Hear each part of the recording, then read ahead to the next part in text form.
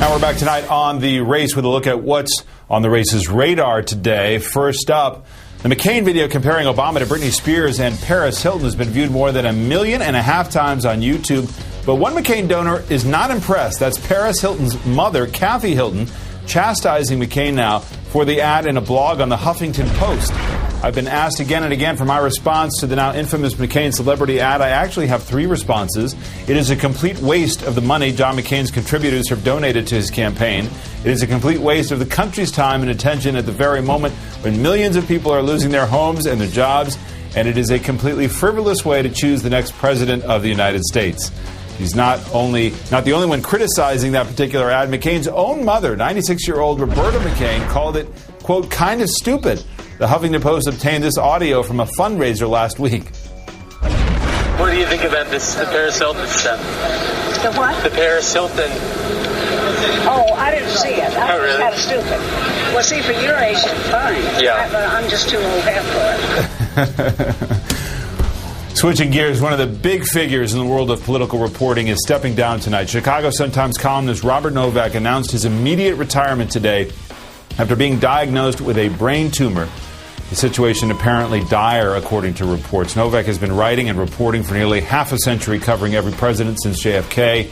You recall in 2003, Novak became part of the story when he revealed the name of covert CIA operative Valerie Plame in his column that, of course, launched the leak investigation and ultimately the trial of Chief of Staff to the Vice President Scooter Libby. Novak's scoops and his insights have been a familiar presence with us on this program as well, and we certainly wish him the very best in his recovery. And finally this, Ted Kennedy, also battling a brain tumor, will make an appearance at the Democratic Convention, even if he can't make it to Denver. The Liberal Alliance spent the weekend taping a video message for the convention at his Cape Cod home.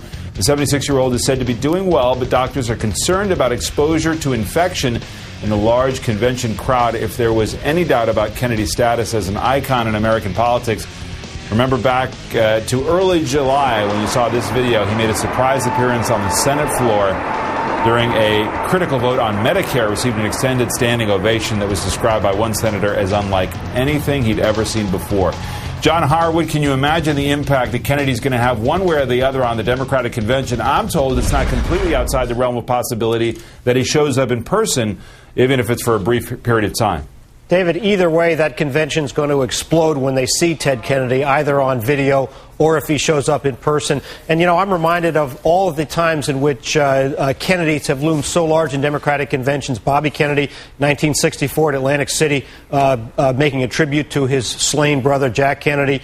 And then again after Bob Kennedy was killed in 1968. It's going to be an incredibly emotional moment for that party.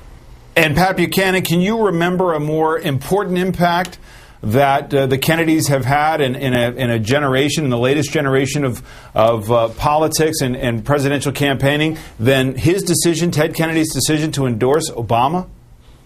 No, I quite frankly don't know that that proved all that significant. As you know, Obama lost Massachusetts, didn't do that well in California and those areas. But I do agree with John Harwood.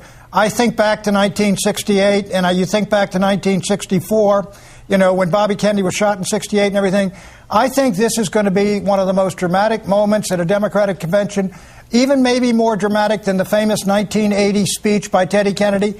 And I'm old enough, I saw that too, and that was an unbelievable address. Gene Robinson, whether you can measure it in the case of states, Ted Kennedy's impact was certainly felt, endorsing Obama and getting the Kennedy family name behind him to help Obama frame the argument for this race.